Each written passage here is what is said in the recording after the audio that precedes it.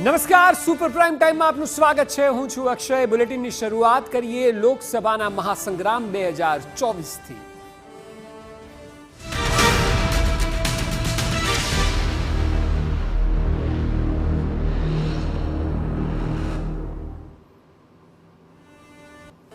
દેશભરમાં citizen amendment act કાયદો થયો છે લાગુ. CAA ને લઈને જાહેર થયું નોટિફિકેશન. ગૃહ મંત્રાલયે જાહેર કર્યું છે નોટિફિકેશન, જે મુજબ અફઘાનિસ્તાન, બાંગ્લાદેશ અને પાકિસ્તાનના શરણાર્થીઓને ભારતની નાગરિકતા મળશે. બિન મુસ્લિમ શરણાર્થીઓને આ નાગરિકતા મળશે. 3 દેશના 6 લઘુમતી ધર્મના શરણાર્થીઓને નાગરિકતા મળશે, જેમાં હિન્દુ, શીખ, બૌદ્ધ, જૈન, પારસી અને ખ્રિસ્તી ધર્મના શરણાર્થીઓને નાગરિકતા મળશે.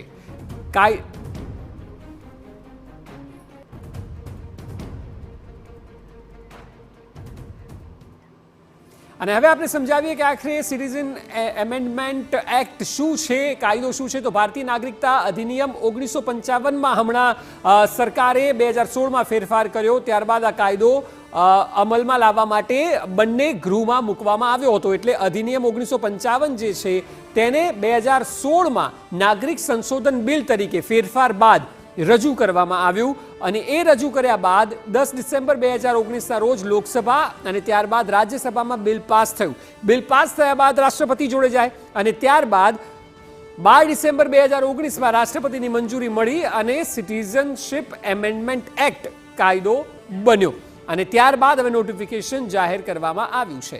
એટલે આપણે થોડો ભૂતકાળ બતાવ્યો કે આખરે સિટીઝનશિપ એમેન્ડમેન્ટ એક્ટ શું છે, કાયદો અને કાયદો 1955ના અધિનિયમને બદલીને 2016માં સંસદમાં રજૂ કરવામાં આવ્યા ફેરફાર સાથે. અને બંને ગૃહમાં પસાર થયા બાદ બંને ગૃહમાં તેને ગ્રીન સિગ્નલ મળ્યું અને રાષ્ટ્રપતિએ પણ મોહર મારી.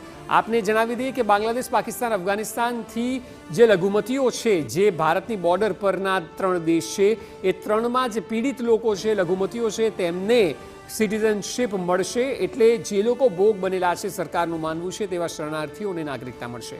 હવે આખી વાતમાં વિરોધ એ વાતનો છે કે બિન મુસ્લિમ લોકોને મળવાનું છે. એટલે મુસ્લિમ સમુદાયના લોકો તેનો વિરોધ કરે છે કે તમામ લોકોને મળવું જોઈએ. ત્યારે સરકારનું એવું કહેવું છે કે જે લોકો જે તે દેશમાં પીડિત છે તેમની વાત થઈ રહી છે. પાકિસ્તાન હોય, બાંગ્લાદેશ હોય, અફઘાનિસ્તાન હોય, આ મુસ્લિમ બહુમૂલ્ય દેશ છે. એટલે ત્યાં જે માઇનોરિટીમાં છે તે લોકો છે કોણ? શીખ, બૌદ્ધ, ક્રિશ્ચિયન્સ, હિન્દુ, આ તમામ લોકોને સિટીઝનશિપ મળશે. એટલે આખી વાત અહીં બંને પક્ષ વચ્ચે અલગ ઓપિનિયન જોવા મળે છે. કારણ કે મુસ્લિમ સમુદાયનું કહેવું છે કે તમામને મળવું જોઈએ, ત્યારે સરકાર કહે છે ત્યાં જે લોકો પીડિત છે તેવા વર્ગને મળશે. અને એ વર્ગમાં આ મુસ્લિમ બહુમૂલ્ય દેશો છે, અત્યાચારનો જે લોકો ભોગ બન્યા છે, તેમને આ નાગરિકતા આપવામાં આવશે.